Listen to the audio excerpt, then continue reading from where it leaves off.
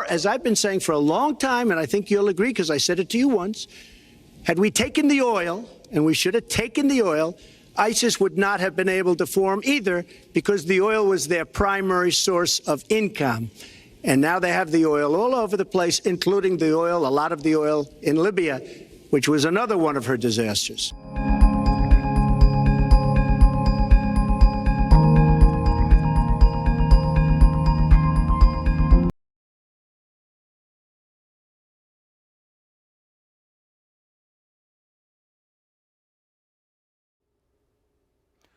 Good evening. 12 years after we were attacked by Al-Qaeda, 12 years after 3,000 Americans were killed by Al-Qaeda, President Obama now asks us to be allies with Al-Qaeda. Americans, by a large majority, want nothing to do with the Syrian civil war. But just one follow on that. If you believe that the United States should use military force to respond when attacked, and you say constructively we have been attacked by ISIS, then how can you not be involved in Syria, which is obviously a big swath of the Levant where ISIS has its stronghold? How do you stay out of there? Well, because of our intervention, ISIS has grown as a result. I mean, you had Assad against ISIS, and now you take out, or we've decided to go against Assad, and that's ISIS. So that's now our new ally. Governors, let's take a quick break. And for too long, some elements of the opposition have relied on an unholy alliance with al-Nusra. And al-Nusra is al-Qaeda. It was also, very importantly, part of the plan that when those efforts of cooperation commenced, Syrian warplanes would be prohibited from flying over areas where the legitimate opposition, al-Nusra, were present, in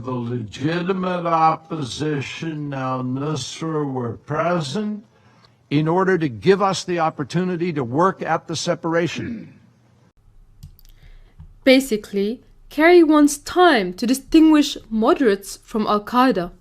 You know, those nice moderates, the ones that eat hearts of dead soldiers and behead children.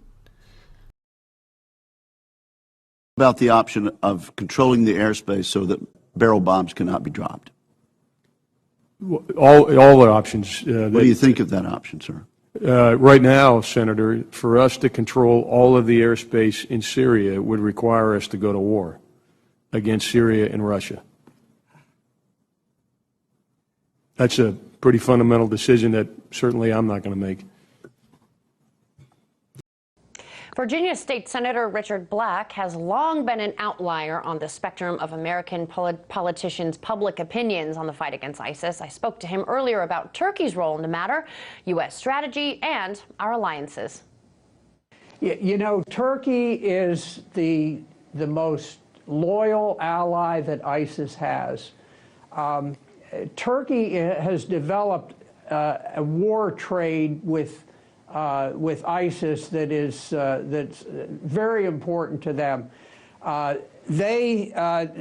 You can see from the map here, ISIS, the main supply line for ISIS comes through a gap in the Turkish-Syrian border, and it goes directly to Raqqa and then on into Iraq.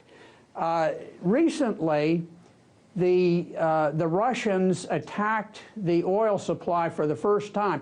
Now, the United States has allegedly been involved in a coalition. Most of the coalition members have not dropped a bomb in 3 months, but somehow we failed to target this tremendous stream of oil tankers, and in a single day, the Russians destroyed 500 oil tankers. Some say as high as 1,000, but whatever it is, it's definitely in the hundreds. And it has very much angered the Turks because the Turks have made an enormous profit, apparently 50% profit on each shipment of oil. And as they draw stolen oil from the Syrians, then diesel and gasoline flow to the ISIS forces in Raqqa, which is the capital of ISIS and go on into Iraq. So that is their supply line. Now, if you notice the green portion here, this is the Turkish-Syrian border, and the area in green is the area that was occupied by the Kurds. Now, you recall the very heroic battle at Kobani that really inspired the whole world. Everybody was cheering, come on, Kurds, let's go. Well, the Kurds not only won the Battle of Kobani, but they spread beyond there, and they began to seal the border with Turkey.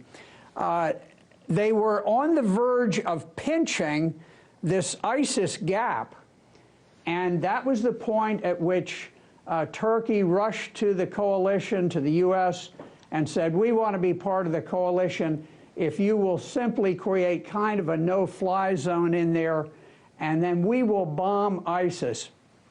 They launched 300 airstrikes almost immediately. 297 of those strikes were against our Kurdish allies. So what they have done is secured this area for ISIS so that the ISIS supplies can continue to flow. Now, not only do they get oil, yes, go ahead. Real quick I wanted to ask about the downing of the Russian jet by the Turks. Where does that come into play? You've got plenty of, obviously, yes, plenty of military background in this and strategy, et cetera. Let's talk about the downing of the Russian jet by the Turks and why. Sure.